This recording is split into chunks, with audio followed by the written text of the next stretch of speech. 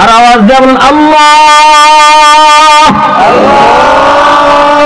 দিল খুলে সত্য কথা বলে আপনারা এই যে আল্লাহকে ডাক দিলেন, কার দিলে মজা লাগছে একটু হাত তুলেন তো দেখি।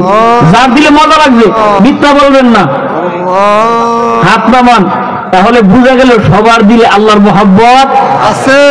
আল্লাহর ডাকে যদি মজা না লাগে, কি মজা না লাগে, বুঝা গেল আল্লাহর ভালোবাসা এখনো আমার দিলে আসে নাই।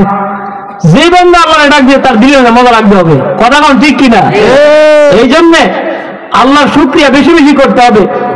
আমি আল্লাহর কোরআন তেলাওয়াত করছি, আল্লাহ পাকের কালাম তেলাওয়াত করছি, ভালো লাগছে না খারাপ লাগছে? ভালো লাগছে তো ইনশাআল্লাহ। আমরা মুসলমান, আমাদের চলাফেরা, জীবনে চলাফেরা করতে গেলে কারণে অকারণে কোনো সময় চিন্তা অচিন্তায় বিভিন্ন ভাবে আমাদের উপরে অনেক ঝামেলা আসে কিনা? কথা কন না, আসে কিনা? আসে। এমন কঠিন কঠিন মুসিবত আমাদের মাঝে আসে, যে মুসিবত গুলো আমরা নিজেরা বুঝতে পারি না, বা অনেক সমাধান আমরা নিজেরা পাই না। এই সমাধানগুলো একমাত্র পাওয়া যাবে আল্লাহর কোরআনে। কোথায় পাওয়া যাবে? একমাত্র আল্লাহর কোরআনের মধ্যে সমাধান পাওয়া যাবে। যখন এই পৃথিবীটা অন্ধকার ছিল, জাহিলিয়াতের কালো আধারে এই দুনিয়াটা ভরপুর ছিল, ঠিক তখনই ওই মুহূর্তে আল্লাহ তাআলার প্রেমাস্পদ সর্বকালের সর্বশ্রেষ্ঠ মহামানব, যিনি বিশ্ববাসীর জন্য আলোর প্রদীপ হয়ে আগমন করলেন, সারা পৃথিবীতে ছড়িয়ে ছিটিয়ে দিল ধর্মের আলো বিকিরণ। অন্ধকার যুগে প্রজ্বলিত করলেন নতুন একটা আলোর মশাল। জুলুম, ব্যভিচার, পাপাচার, সকল প্রকার কুসংস্কার হটিয়ে দিয়ে তিনি সম্মান, ন্যায়, বিচার প্রতিষ্ঠা করলেন। কথাগান ঠিক কিনা?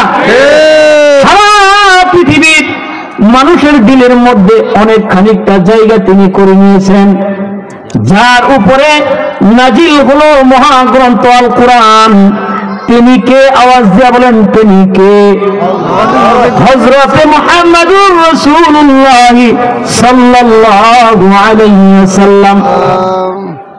মুহাম্মদ সাল্লাল্লাহু আলাইহি ওয়াসাল্লামের উপরে এই কোরআন আল্লাহ তাআলা নাযিল করলেন। সারা পৃথিবীর মুক্তির জন্য এই কোরআন নাযিল করলেন। আজকে সেই সারা পৃথিবীর মানব জাতির মুক্তির জন্য যে কোরআন নাযিল হয়েছে, এখন এই মানব জাতি কোরআন যে নাযিল হয়েছে মুক্তির জন্য, মানুষ কিন্তু কোরআনের মুক্তি চায় না, নিজের মন ইচ্ছা মত চলে। কথাগান ঠিক কিনা? সারা পৃথিবী ঘুরলে দেখা যাবে এই কোরআন যে আমাদের সংবিধান, কোরআন যে আমাদের মুক্তির একটা বাণী, মুক্তির একটা পথ, নাজাতের একটা পথ, এই কোরআনকে ছেড়ে দিয়ে পৃথিবী আজকে কোথায় ঘুরতেছে? নতুন ভাবে নতুন অনেক কিছু আবিষ্কার করতেছে। আপনারা বলেন, যত কিছু আবিষ্কার হোক, এই কোরআনের মতো কোনো কিছু হবে? আওয়াজ দিয়ে বলেন না কেন হবে? আজকে এই পৃথিবীতে যতগুলো ধ্বংস দেখতেছেন, এই ধ্বংসের একটাই কারণ, এই কোরআনকে ছেড়ে দেওয়ার কারণ। কথাগণ ঠিক কিনা? আজকে আমাদের সমাজে দেখবেন কোরআনের কোনো কদর নাই, মানুষের ঘরে ঘরে কোরআন নাই। কথাগণ ঠিক কিনা? ইসলাম আর কোরআন এই বিষয়গুলো মানুষের কাছে এমন এমন হয়ে গেছে, মানুষ মনে করে কোরআন মসজিদের জিনিস, কোরআন মাদ্রাসার জিনিস, কোরআন মোল্লা মৌলবীদের জিনিস। এটা ঘরে থাকবে না, মাদ্রাসায় থাকবে, মসজিদে থাকবে। এই জন্য দেখা যায় বেলাবো বাজার কেন্দ্রীয় জামে মসজিদে গিয়ে দেখবেন হাজার হাজার কোরআন শরীফ পড়ে রয়েছে, পড়ার মানুষ নাই। প্রতিদিন 20টা 30টা কোরআন শরীফ মসজিদে মান্যতের দান আসে। আপনাদেরকে বলতে চাই, কোরআন শরীফ কি মান্যতের জিনিস? মসজিদে মান্যতের জিনিস? আমি দাঁড়ায় রয়েছি, একজন এসে বলতেছে ধরেন কি এটা কোরআন শরীফ মসজিদে মান্যত ছিল, দিয়া গেলাম। বিপদ থেকে বাঁচার জন্য মান্যত করছিলাম, যদি আল্লাহ বাঁচাইয়া দেয়। আরে তুমি মসজিদে কোরআন মান্যত করো বিপদ থেকে বাঁচার জন্য, অথচ আল্লাহ তাআলা সমস্ত বিপদ বালা মুসিবত থেকে উদ্ধারের একটাই পথ, এই কোরআন মানুষের জীবনে ধারণ করা। কথাগণ ঠিক কিনা? মসজিদে মান্নত করছে কোরআন। আরে কোরআন কি মসজিদে পড়ে? কথা কন নাকি? আমি ধরে নিলাম মানুষদের কোরআন মসজিদে দান করলো, মসজিদে মান্নত করলো। এর কারণ হইছে আল্লাহ গো তুমি কোরআন দিছো, কোরআন আমরা বুঝি না, জানি না, পড়ি না। এই কোরআন ঘরে রেখে বিপদ, তোমার কোরআন তোমার ঘরে দিয়ে গেলাম, তুমি পড়ো, আমাদের পড়ার দরকার নাই। কথা কন ঠিক নেই? মানুষের আচরণ এটা বুঝবে না। আল্লাহ তোমার কোরআন তুমি পড়ো, এইটা দিয়া যে বিপদে ফেলাইছ, এই কোরআন কোনোভাবে ঘরে রাখা যাবে না। এই জন্যই দেখা যায় মানুষ মারা গেলে তার ঘর থেকে তিনটা জিনিস বের হয়ে যায়। প্রথমত তার লাশটা বের হয়ে যায়, দ্বিতীয়ত হইল তার আমলগুলো তার সাথে চলে যায়, তৃতীয়ত হইল যেই বস্তুগুলো দিয়ে সে আমল করত সেই বস্তুগুলো বের করে দেয়। এক নম্বরে তার লাশ বের হয়ে গেল, তার সাথে তার আমল চলে গেল। দ্বিতীয়ত ঘরে কোরআন থাকতো, কোরআন মসজিদে পাঠায় দেয়, যে তসবিরা মসজিদে পাঠায় দেয়, জায়নামাজটাও মসজিদে পাঠায় দেয়, পাঞ্জাবিটাও মসজিদে পাঠায় দেয়। কথা কান ঠিক কিনা? আমি সকালবেলা বসে আছি, একজন লোক আইসা করে ধরেন কি এটা, বলে এটা মাদ্রাসায় দিয়ে গেলাম। আরে ভাই কি কতদূর? খুইলা দেখেন, খুইলা দেখে একটা কোরআন শরীফ, 3-4টা তসবি, জায়নামাজ, পাঞ্জাবি, এগুলা কার কি কারণে দিয়েছেন? বলে আমার বাবা 3 দিন আগে মারা গেছে, এই কোরআন শরীফ আমার বাবা পড়তো, জায়নামাজে নামাজ পড়তেন, তসবি জপতেন, পাঞ্জাবি পড়তেন, এগুলার ঘরে রেখে লাভ কি? তা আমি বললাম এই কোরআন যে মসজিদের বাড়ি থেকে মাদ্রাসায় দিয়ে আমি দিতে আসছেন, জায়নামাজ দিতে আসছেন, সবই তো ইবাদতের জিনিস। কথা কোন ঠিক কিনা? তো আপনার বাবা মারা গেছে, ঠিক আছে, আপনি বাড়িতে গিয়ে পড়েন। তখন তিনি বলতেছে হুজুর আমার বাবা কোরআন শরীফ পড়তে পারতেন, এই জন্য কোরআন শরীফ করেছিল। আব্বা তসবিহ পড়তেন, আমরা তো পড়ি না, আমরা তো কোরআন ছাড়ি না। আব্বা নামাজ পড়তেন, আমরা তো নামাজ পড়ি না। আব্বা ফাঁজরি দিতেন, আমরা তো আর ফাঁজরি গায়ে দিই না। এই জন্য চিন্তা করে দেখলাম ঘরে রাইখা এগুলা গুনাহ হবে, এই জন্য মাদ্রাসায় পাঠায় দেই, সব হবে। নাউজুবিল্লাহ বলেন না? মুসলমান, তোমার আর আমার এই সমাজ ধ্বংসের দিকে কেন দাঁড়িয়ে যাচ্ছে? এর কারণ একটা, যে কোরআন আল্লাহ আমাদের মুক্তির জন্য নাযিল করেছে, এই কোরআন আজকে মানুষের ঘরে ঘরে নাই। কেন না? এর কারণ একটাই, আমার বাবা পড়তো, এই জন্য আমি পড়তে পারি না, তাই বিদায় আমি কোরআন ঘরে রাখবো না, কোরআনকে আমি মসজিদে দিয়ে আসবো। না না না না, ঘরের ভিতরে যে গজব ঢুকছে, এই গজব কিন্তু ফার্মেসির ওষুধ খাইলে যাবে না, এই গজব কিন্তু প্যারাসিটামল খাইলে যাবে না, এই গজব কিন্তু কোনো ডাক্তারের প্রেসক্রিপশনে কাজ হবে না। এই গজব দূর করতে হইলে আল্লাহর কোরআন ঘরে পড়তে হবে, আল্লাহর কোরআনকে সম্মান করতে হবে।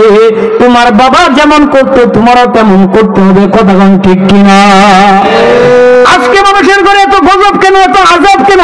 এর কারণ একটাই, আরে ঘরের ভিতরে ইমানের দৌলত যা ছিল সব কিছু বের করে দিছে। কারণ তারা বুঝায় হুজুররা কোরআন পড়ো, মাদ্রাসায় কোরআন থাকুক, মসজিদে কোরআন থাকুক, আমাদের কোনো দরকার নাই। এই জন্যই তো আজকে সমাজের বিচার উল্টা। কথা কোন ঠিক কিনা? মানুষকে শরীয়ত যেভাবে বিচার করছে, ইসলাম মানুষের যে ন্যায্য অধিকার দিছে, এই ন্যায্য অধিকারের বিচার এই পৃথিবীতে কোনো আইন কানুনে দিতে পারবে? কথা কোন না কে পারবে? এই জন্য দেখা যায় দরবার করলে নিজেদের মন ইচ্ছা মত দরবার করে, শরীয়ত নাই, ইসলাম নাই, কোরআনের কোনো বিধান নাই। কথা কোন ঠিক কিনা? এই মিয়ারা, আজকে আপনাদের কাছে আমি প্রশ্ন রাখতে চাই, এই যে ওয়াজ, এত পরিমাণের ওয়াজ হইতেছে, পাড়ায় পাড়ায়, মহল্লায় মহল্লায়, হাজারো হাজারো লক্ষ লক্ষ ওয়াজ মাহফিল হইতেছে, হইতেছে কি হইতেছে না? এই দেশে 5,000-এর উপরে পীর সাহেবদের খানকা আছে, 40,000-এর উপরে মার্কাজ আছে, এই দেশে লক্ষ লক্ষ মসজিদ মাদ্রাসা আছে, বর্তমানে 40 লক্ষের উপরে আলেম আছে। এই দেশে লক্ষ লক্ষ ওয়াজ মাহফিল হয়, 92% মুসলমানের দেশ। আপনাদের বিবেকের কাছে প্রশ্ন, নাকি খারাপ কাজ বেশি হয় না কম হয়? এখন কথা কেবেন না, নাকি দরকার নাই? খারাপ কাজ বেশি হয় না কম হয়? কেন বেশি হয় একজন জবাব দেন, জবাব দিয়ে দেন আমার কাছে। কেন বেশি হয়? ওয়াজ মাহফিল তো কম হয় না, কোরআনের তাফসীর তো কম হয় না, বড় হুজুরের নামাজ কোরআন, মাদ্রাসা পাড়ায় পাড়ায় মাদ্রাসা আছে, মসজিদ আছে, পীর সাহেব খানকা আছে, মার্কাজ আছে, এত লক্ষ লক্ষ আলেম আছে, খারাপ কাজ কেন বেশি হবে? আমার হিসেবে খারাপ কাজ তো হওয়ারই কথা না। কথা বল ঠিক কিনা? আপনাকে বলি, মন খুলে শুনেন, দেন শক্তি খুলে শুনে এই কথাটা জেনে রাখবেন। এই দেশে লক্ষ লক্ষ ওয়াজ মাহফিল হবে, খারাপই বন্ধ হবে না। কোরআনের তাফসীর হবে, খারাপই বন্ধ হবে না। লক্ষ লক্ষ মাদ্রাসা জন্ম হবে, খারাপই বন্ধ হবে না। মসজিদ দিন দিন বৃদ্ধি হবে, খারাপই বন্ধ হবে না। পীর সাহেবদের খানকা ৫,০০০-এর মধ্যে ৫ লাখ হবে, খারাপই বন্ধ হবে না। এর কারণ একটাই, যত কিছুই হোক কোরআনী শাসন না আসা পর্যন্ত এই দেশে কোনো আকাম কুকাম বন্ধ করার কোন রাস্তা নাই। কথা কোন ঠিক কিনা? আপনার আমি শুধু দেখতেছি আর হইতেছি আর চলতেছে।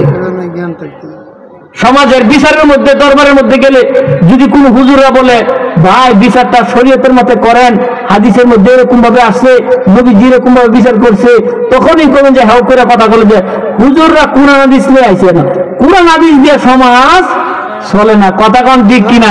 এ কথা বলে কি বলে না, কোরআন হাদিস দিয়ে সমাজ চলে না।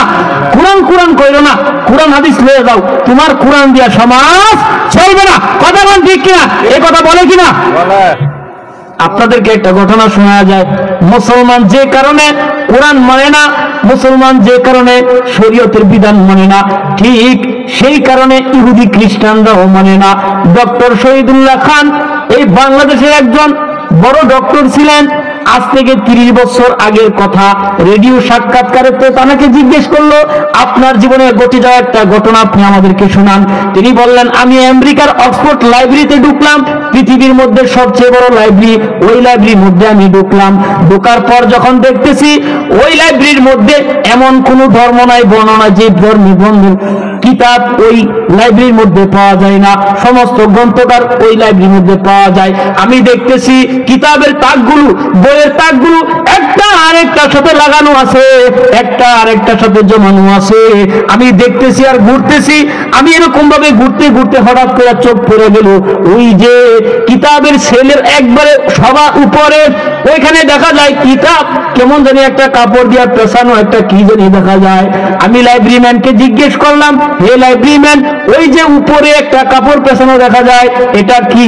কারণ আমি তো দেখতেছি একটা বুক আর একটা বুকের সাথে লাগানো আছে, কিন্তু আলাদাভাবে এটা কি দেখা যায়? লাইব্রেরিম্যান কয়, শুনো শুনো, এটা হইল মুসলমানের কোরআন। এখন সুবহানাল্লাহ লাগে দিন না, মুসলমানের কোরআন। উনি জিজ্ঞেস করলেন, একটা কিতাব আর একটা কিতাবের সাথে লাগানো আছে, একটা বই আর একটা বইয়ের সাথে লাগানো আছে, কিন্তু এই কোরআন আলাদা রাখা আছে কেন? লাইব্রেরিম্যান জবাব দেয়, শোনো, এই যে বুক একটা আরেকটার সাথে লাগানো আছে, এগুলো একটা একটা মিল আছে, কথা মিল আছে, লেখা মিল আছে, কিন্তু ওই যে মুসলমানের কোরআন এইটার লগে কোনো কিছুরই মিল নাই। সুবহানাল্লাহ বলেন না? তখন তিনি বলতেছে, তাহলে তুমি এক কাজ করো, কোরআন এই যে কোরআন এটা কোনো কিছুর সাথে মিলে না, তাহলে তোমরা এটাকে মানো না কেন? তখন উনি বলতেছে, না, এটার যে বিধান, এটার যে নিয়ম কানুন, এইগুলো মাইনে আমরা চলতে পারবো না। ওই যে খ্রিস্টান ইহুদির বাচ্চা কোরআন যে কারণে মানে না, যে কারণে কোরআনের আইন কানুন বন্ধ করে মানে না, ঠিক তেমনি ভাবে আজকে সমাজের মুসলমান নামদারি তারাও সেই কারণেই কোরআন মানে না। বলে হুজুররা কোরআন কোরআন করে, হুজুররা হাদিস হাদিস করে। আরে হাদিস দিয়া সমাজ চলবে, এ কোরআন দিয়া সমাজ চলবে, এ কোরআনের যে নিয়ম কানুন এইগুলো সমাজে আমরা মাইনা পারতাম? এইটার কইতেন না। বিয়া শাদী দিলে তো কোরআন হাদিস মতো দেন না, ডেকসেট মেকসেট বাজায়া হিন্দুয়ানি পরিবেশে, ইহুদি খ্রিস্টানদের কৃষ্টি কালচারের পরিবেশে আপনারা মেয়েদেরকে বিয়া দেন। ঠিক দেখাও যায় যখন বিয়া দেয় সারা রাত মানুষের ঘুম হারাম করে ডেকসেট বাজায় বিয়া দেয়, 2 দিন পরে এই মেয়ে সব নিয়ে আবার ফেরত দেয়। কথা কান ঠিক কিনা? সাবধান সাবধান, আল্লাহর কোরআন যতদিন এই সমাজ থেকে অবহেলিত হবে, ও মুসলমান, তোমার আমার ঘর, তোমার কোনো কিছুই হেফাজত হবে না, আল্লাহর গজবে পরিণত হবে। কথা কান ঠিক কিনা? আলাউদ্দিন আইএমসি মিডিয়া, কুরআন হাদিসের কথা বলে। সত্যের দিকে আহ্বান করে। Alauddin IMC media.